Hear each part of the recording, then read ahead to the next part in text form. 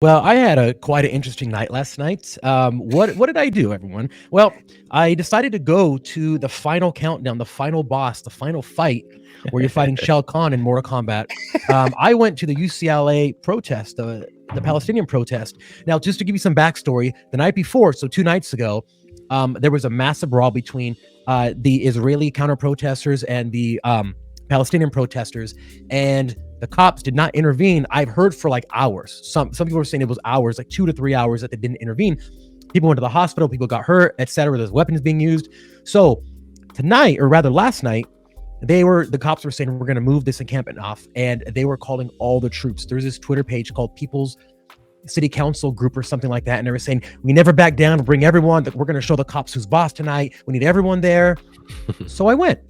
And I want to show just a little clip about what happened last night. So let's watch this clip really quickly.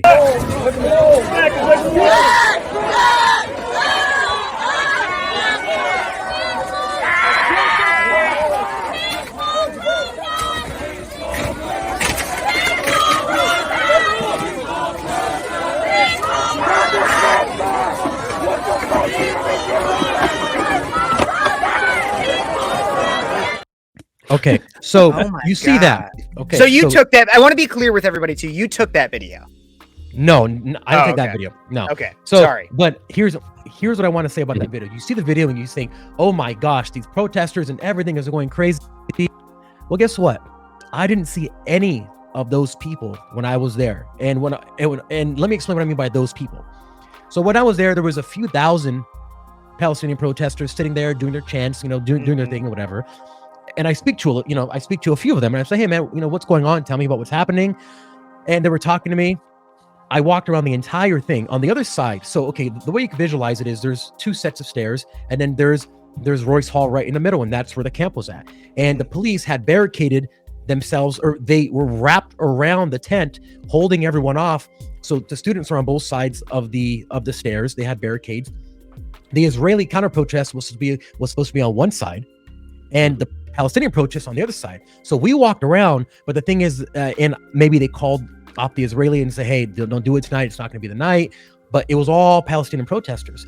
And everybody there, and I walked around the entire thing. I saw all the barricades, and everybody was super chill. Sure, there were some people, you could tell there were spotters for the organized Antifa, BLM, Summer of Love type organizations that were being paid. When I saw this video, this happened about half hour after I left. I left about 12:30 in the morning. Yeah. This happened half hour after I left. I did not see any of those people, and I'm gonna play it again for 10 seconds. I want you to notice how they all have the same helmets on, how they all have shields, how they all have umbrellas, how they're all organized in a wall. This is not normal behavior by normal students. So I want you to watch it again and tell me if those guys look a little bit of organized.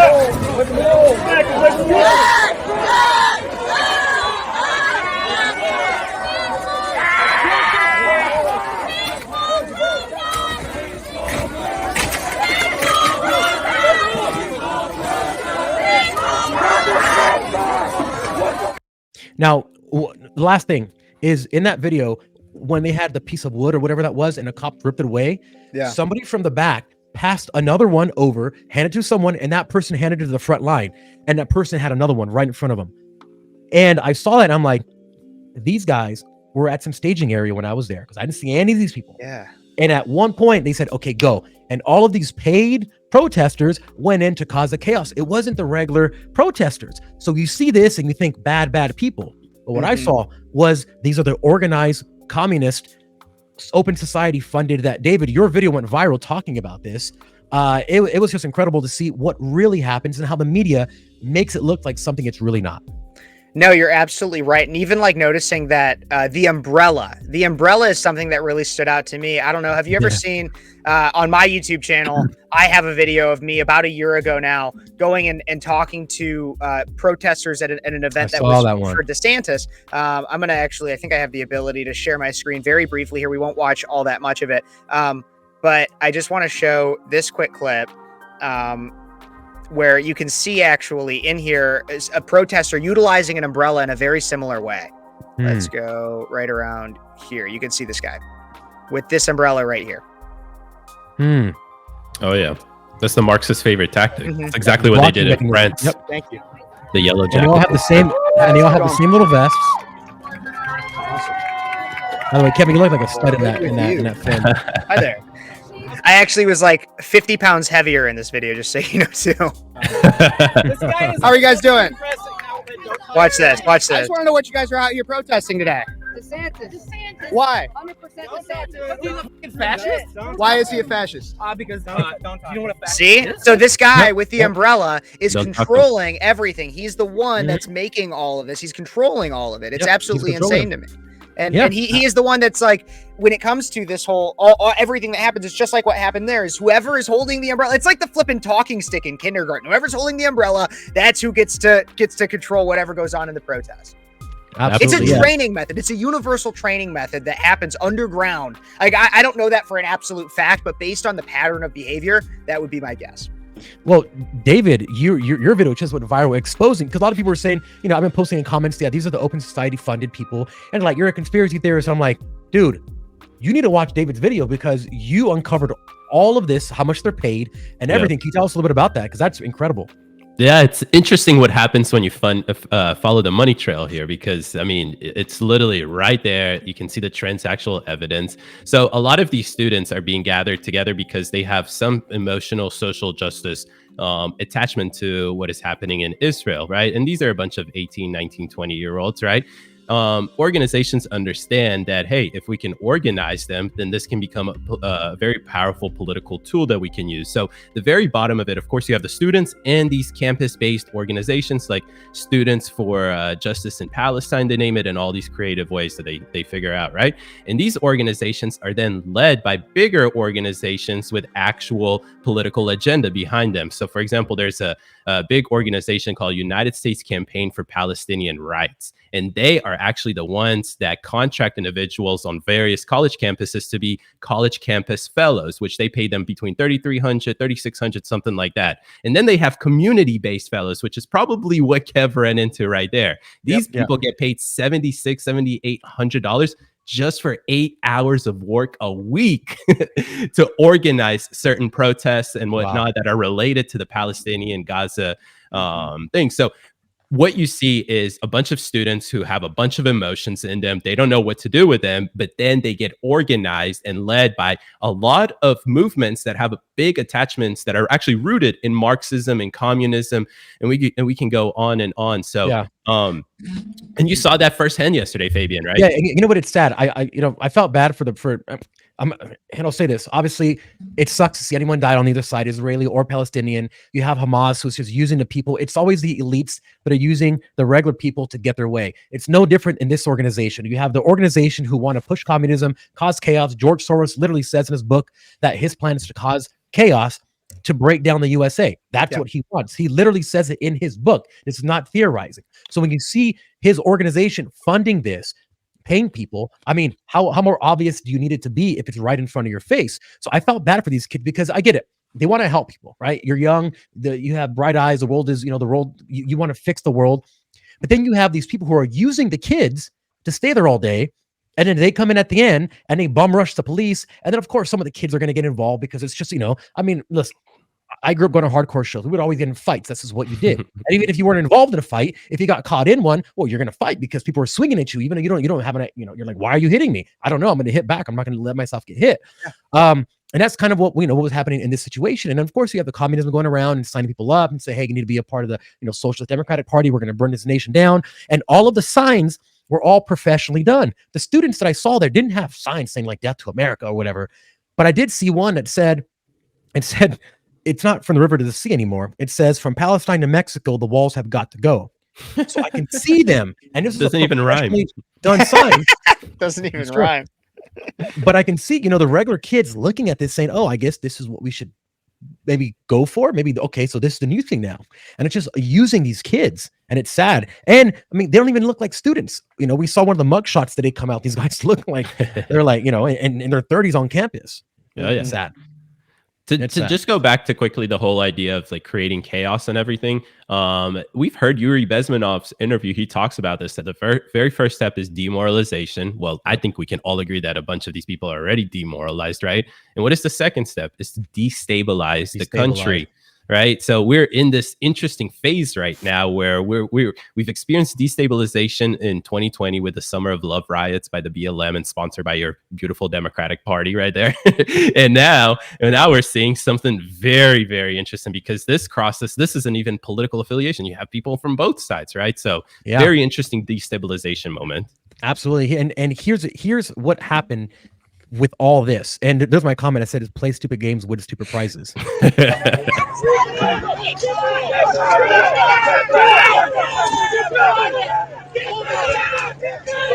this is them actually clearing the camp out. Get back!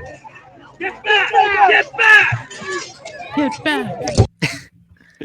Yeah, and you know what? I give credit to these officers, because there was a lot of protesters there, and they had and not only that, but they had to restrain. They had to use restraint because there was cameras everywhere. I mean, there's literally guys right next to someone getting beat with the camera shining it, in their face. So they have to do their job without using the maximum amount of force that they could to alleviate the situation, which is kind of weird.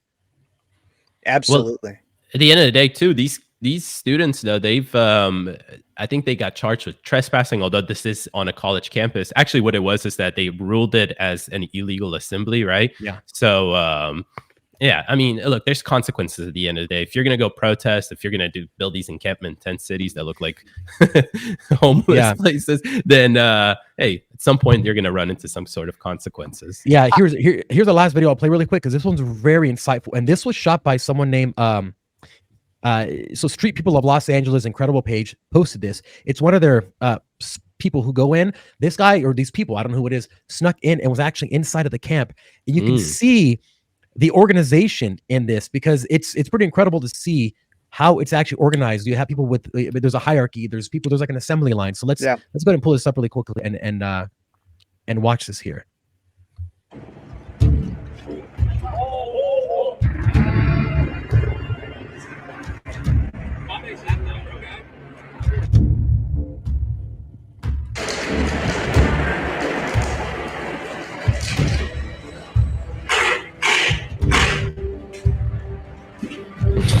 That's something funny about that.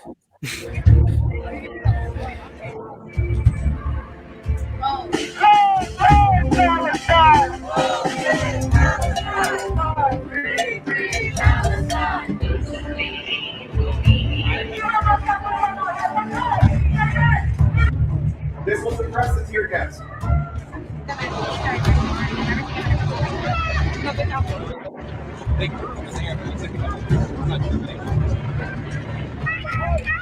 By the way, that was a medic tent. Oh my gosh. I'm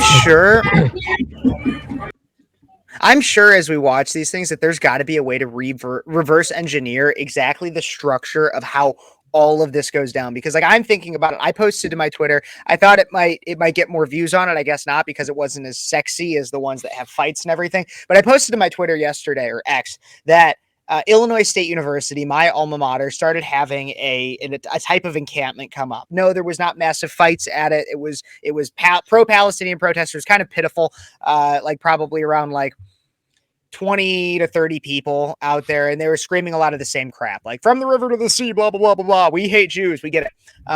But they do that, and I posted it. And when you think about it, the way that it could work is that, so that's like the end goal, is that you start getting like all these little copycats that are relatively tame. Maybe they get bigger, maybe whatever. And then once they start to get bigger, you would send in the organizers, the ones that are paid and everything. But how it starts is you start with some of those organizers. And like, I don't know exactly, but I'm sure there's a way to reverse engineer every single little point of it by watching all the footage that we have. And maybe that's something we work on doing, but I just find it like there's got to be a way to really figure out exactly what the strategy and plan is. And then also compare it all the way back to like 2020 with Black Lives Matter. That's exactly what I was going to say. Yep.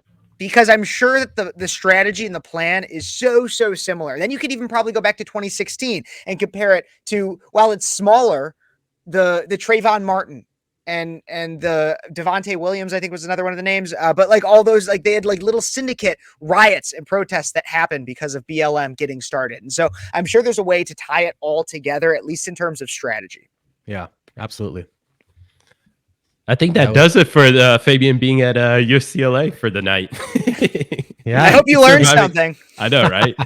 People pay 90,000 and don't learn shit. So. That's very true. All right. Fellas, why don't we go to Kev's quick hits? Time for Kev's quick hits, everybody. Let's go.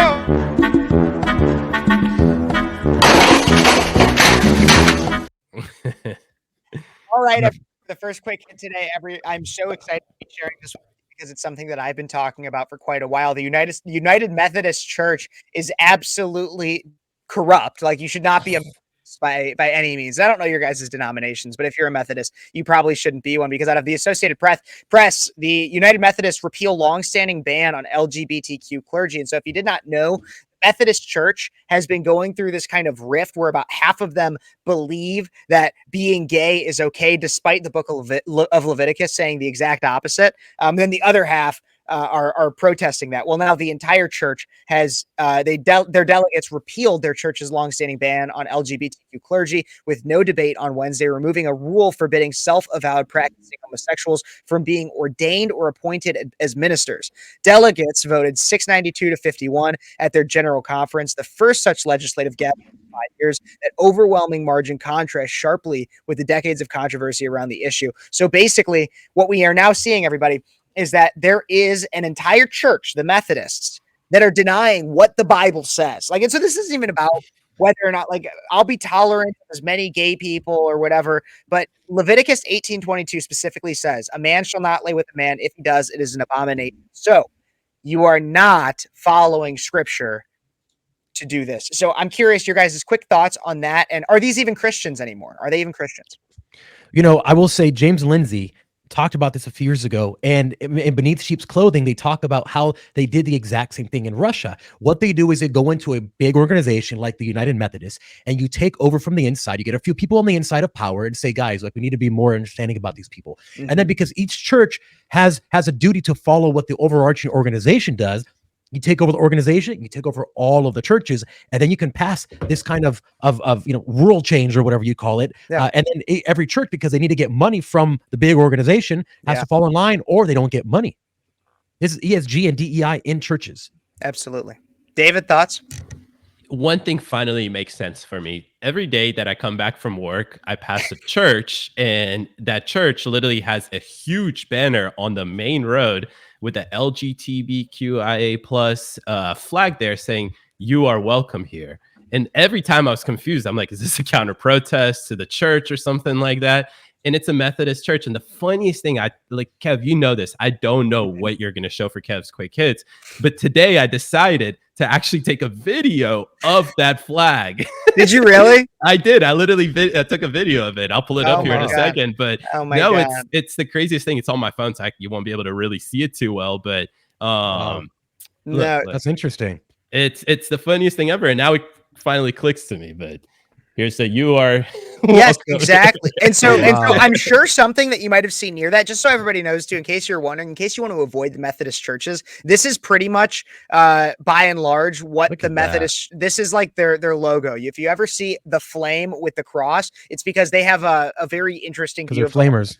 They're flaming gay. No, but they have a very interesting view of the metaphor of the flame as it relates to the Holy Spirit.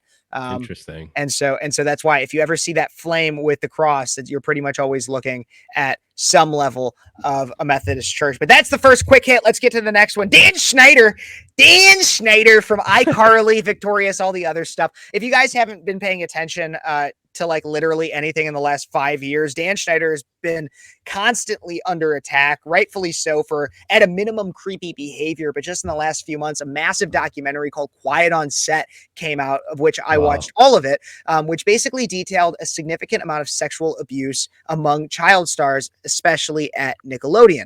And so according to the Daily Wire, former Nickelodeon producer Dan Schneider is suing the producers of this documentary. And the 58-year-old TV exec made a public apology for his behavior after the documentary first aired, which included an interview with Schneider's former colleague telling us stories of toxic workplace environment that they saw questionable.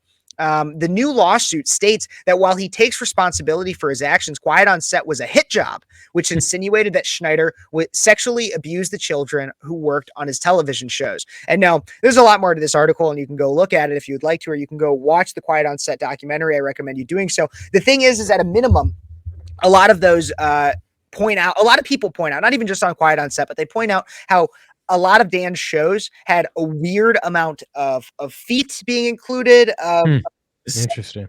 suggestible, sexually suggestible scenes, like Victoria Justice and others in Victorious having lotion sprayed on their face almost as if it was kind of pornographic, things like that. I don't know if you guys saw this documentary, how much you've heard about this, but what do you guys think? Is Dan Schneider guilty? Did he do anything? Is his lawsuit justified? I mean, I would say, knowing what we know about the Hollywood pedophile ring and how it's growing and growing, and now we got P. Diddy, who's the Epstein of rap. I mean, and you got Weinstein, who's it's just, I mean, man, all these people are a bunch of perverts. And if you're working with kids all day and you're already a pervert, and you have the power to do stuff like that, and these kids, poor kids, don't know. They're just shooting random stuff. They're like, okay, cool, spray this on my face. Like, they have no idea. They're kids. Yeah. I think that's exactly it, Fabian, is that this is like a dream place for him. And I'm pretty sure that after Nickelodeon, after the whole thing came up, he went to work in Disney. So the dude still gets around kids, and that's very troubling to think. But the most sad thing about this is that I'm wondering, what the hell did he do to SpongeBob? Like,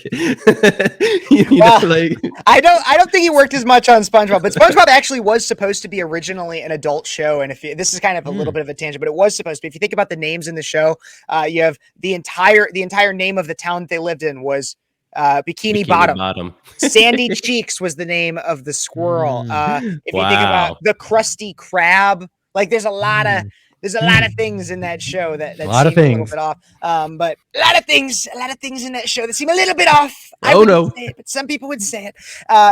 No, but so that's when it comes to that one. But that, I just thought that was really interesting. And everybody's talking about the sex abuse. I think the thing I really want to talk about with it is the fact there's two things. First, the hypocrisy among so many leftists, to where they will be so outraged about Dan Schneider, but as soon as a drag queen is shaking their ass in front of their kids, good point, they're like, oh my God, shell out the money, make it rain on that man dressed as a woman doing sexually explicit acts in front of my child. That's fine.